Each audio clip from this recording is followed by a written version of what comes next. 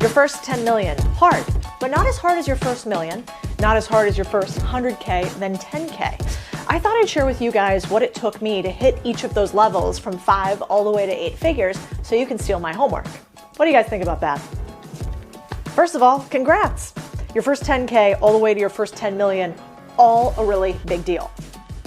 When I was younger, I was worried just like the rest of you guys. I thought I might overdraw my bank account. I thought I might struggle to scrounge up enough cash to even pay for meals. I had overdraft fees. I had Chase Bank on effing speed dial. My mom was not happy. I was terrible at managing money, tracking it. I was pretty good at making it, but I felt like it came out in and it immediately went out. I saw this clip with Casey Neistat where he did a video talking about his first 10 million subscribers, and I realized it's so similar to making your first 10K to 10 million from a cash perspective. I think it's a story we need to tell. So let's tell it.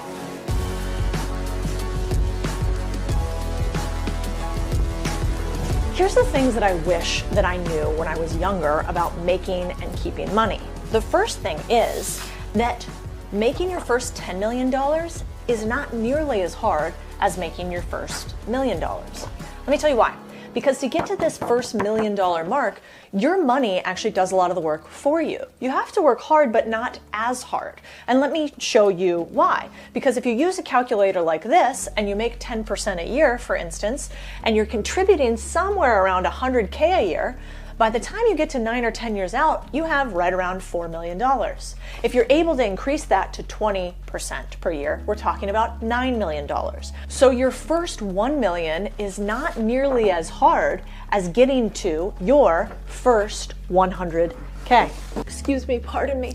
Let me tell you about your first 100K. Is actually the hardest. In fact, Warren Buffett said, do everything you humanly can. Do not stop. Tenaciously go after every dollar you possibly can find in order to get to your first 100K, because from here everything gets a little bit easier.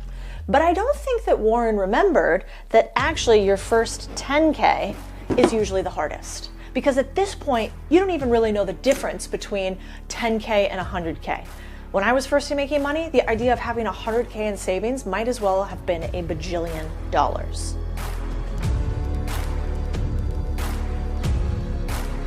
So why is the first 100K so hard? Well, if the numbers are true, 1 in 3 Americans have less than 5K in savings. 21% have nothing saved. Median household retirement is like 50K. They say 47% of Americans would have to sell something to pay a $400 emergency expense.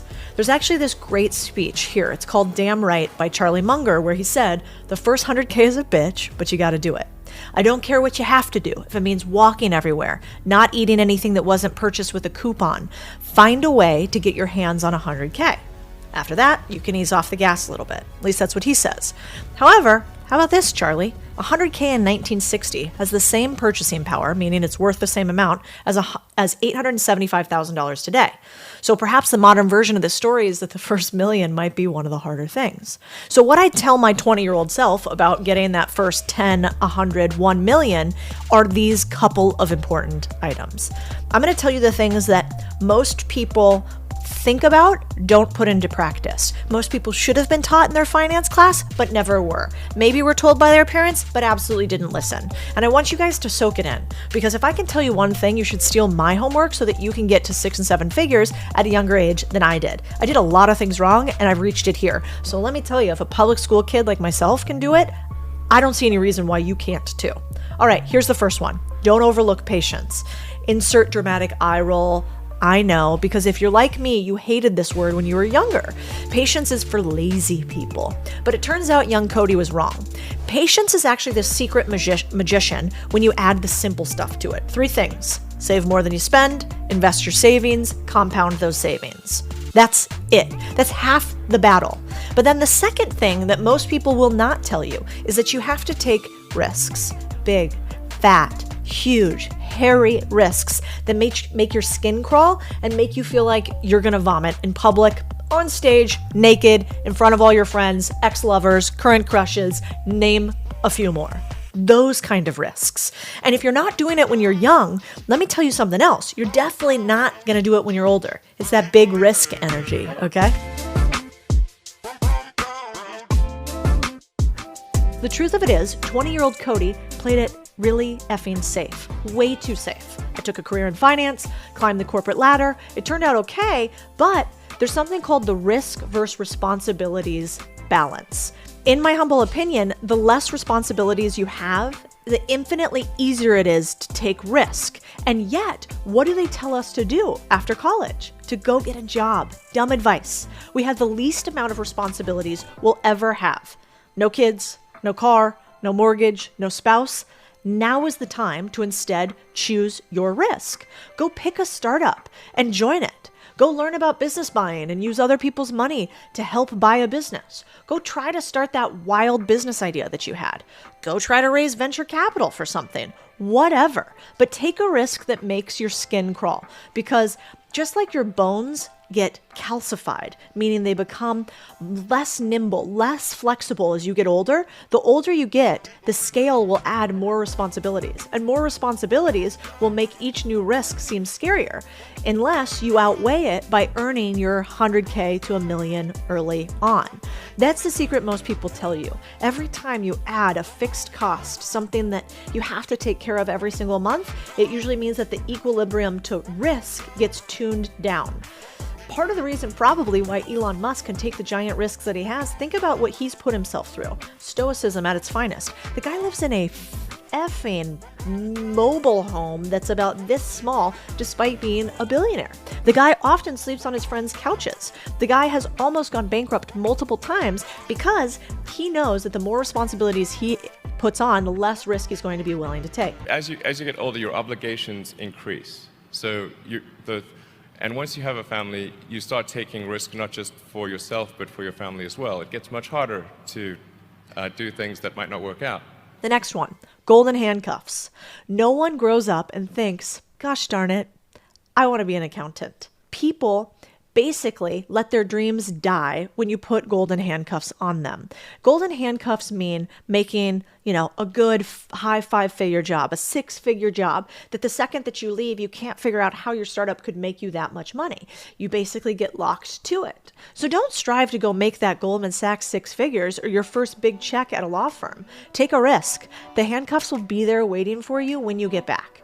That's what I'd tell my 20-year-old self. The first 100K is the hardest, so take big swings. You might surprise yourself. The last aspect, negotiation. Most people think that you invest your way to your first 10, 100K, $1 million. Everybody's talking about passive income. I talk about it sometimes. But the truth of the matter is you earn your way, you work your way to your first 10 or 100K. Then you can add the investment on top of it. But you're not going to passive income your way into your first 5 or 6 figures. If you want more on that, we did this entire video on this exact subject. Story time. All right, guys, this is kind of special because I just sold a website for $8K that I bought for about $100. It was called Grow Getters, a newsletter that talked about marketing growth. I did it just for fun with 2 friends, and it made me realize that I wanted to tell more people that you could start with small deals, you could start with large deals, but you can definitely start with online deals. So I partnered with this company, Flippa, thanks guys, about where to buy online businesses. It's my favorite site to buy any sort of online business, period, full stop. That's why I'm trying to invest in them. So maybe you guys can check this out so that I could get part of this series. That'd be awesome. Thanks, Blake, CEO. Because after all, we know that 94% of startups fail. That's why I like to buy them instead of build them. And this is true on Flippa too for online businesses. You can get loans or use seller financing, although you got to put down some cash. You can have profits on day one of owning the business. You can use the cash flow of the business to fund your next brilliant idea, but instead of paying for an idea, you buy it first. So here's the link. Go check them out. There's 500,000 businesses that have been listed on Flippa. They've done billions of dollars in transactions. Cody, you're forgetting that Flippa is also the best place to sell an online business. They even have a matching algorithm to get your business in front of the people most likely to buy. So anyone out there looking to sell or even just find out what their business is worth, check out Flippa's free valuation tool here. Anyway, back to you on stage, Cody. Let's put a big fat bow on this.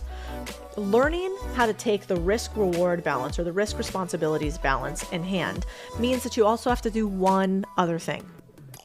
You gotta pick your posse. If you're hanging out with other people that are not focused on their balance sheet, that are not focused on their bank account, I'm going to tell you something. Do you know that this is kind of controversial? I don't know if I should say it. But if you look at the average of your friends, there's a study, and we'll put it right here for you.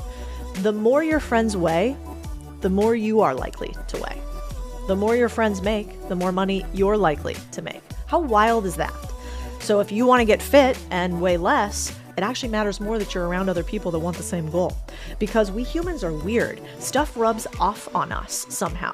Even if we think we can rise everybody up, we can be Vinny Chase in Entourage, if you guys are old enough to know that reference, and bring up all these other people that maybe aren't doing much along with us. What actually happens instead is that for most people, those people will do nothing but pull you down. We're like crabs in a barrel, grabbing up to pull the other person back down with us because it's scary for us to change. All right, crew. Now it's time for a Cody rant. I think it feels about appropriate. I just want to first of all tell you that you being here today is huge. Most people, Netflix and chilling, watching whatever new soap opera is going on if you're Latina, like I am. For the rest of you, watching whatever's going on HBO next. You guys are the few. So even if you haven't made your 4, 5, 6 figures yet, feel really effing good about the fact that you're already doing what it takes to have compound learning, just like compound investing. So you're gonna get there. Good for you. Woo! We'll add as a little bonus point for you.